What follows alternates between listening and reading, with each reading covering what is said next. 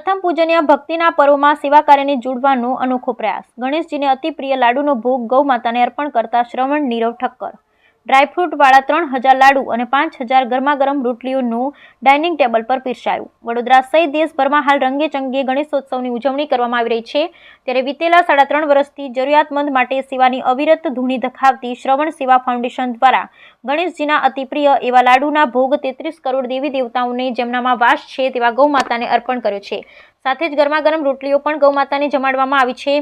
આમ ગણેશોત્સવને પર્વને ગૌ સેવા સાથે જોડવાનો અનોખો પ્રયાસ કરવામાં આવ્યો હોવાનું સંસ્થાના ફાઉન્ડર નીરવ ઠક્કર દ્વારા જણાવવામાં આવ્યું છે.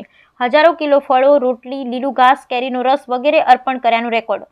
સંસ્થાના ફાઉન્ડર નીરવ ઠક્કરે જણાવ્યું છે કે શ્રવણ સેવા ફાઉન્ડેશન છેલ્લા 3.5 વર્ષથી વધુ સમયથી વિવિધ સેવા કાર્યોમાં જોડાયેલી છે. અમે ફૂટપાથ પર જીવન વ્યતીત કરવા મજબૂર નિસહાય વૃદ્ધોને 3.5 વર્ષથી નિયમિત સ્વાદિષ્ટ ભોજન સેવાઓ આપી રહ્યા છીએ.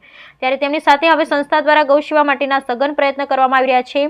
તેના ભાગરૂપે અત્યાર સુધી અમે હજારો કિલો ફળો, રોટલી, લીલું ઘાસ, કેરીનો રસ વગેરે પાંજરાપોળમાં આશરો લેતી ગૌ માતાને અર્પણ કરે છે.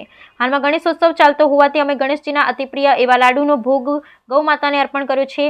નીરવ ઠક્કરે વધુમાં જણાવ્યું કે અમારા દ્વારા 3000 જેટલા ડ્રાયફ્રૂટ લાડુ અને ગરમાગરમ રોટલીનો ભોગ કરજણ પાંજરાપોળમાં આશરે લેતી ગૌ માતાઓને અર્પણ કરવામાં આવે છે. ગૌ માતા માટે ડાઇનિંગ ટેબલ પર પીરસેલા લાડુ અને રોટલીનો ભોગ સફાચટ કરી દીધો, જે તેમની લાડુ પ્રિયતાની સાબિતી આપે છે. અમે ગણેશોત્સવ પર્વને ગૌ સેવા સાથે જોડી તમને પૌષ્ટિક લાડુ જમાડવાનો પ્રયાસ કર્યો છે. ગૌ માતા કચરો, પ્લાસ્ટિક ન ખાય તેનું વાતનું ખાસ ધ્યાન રાખવું આપની સૌની જવાબદારી છે.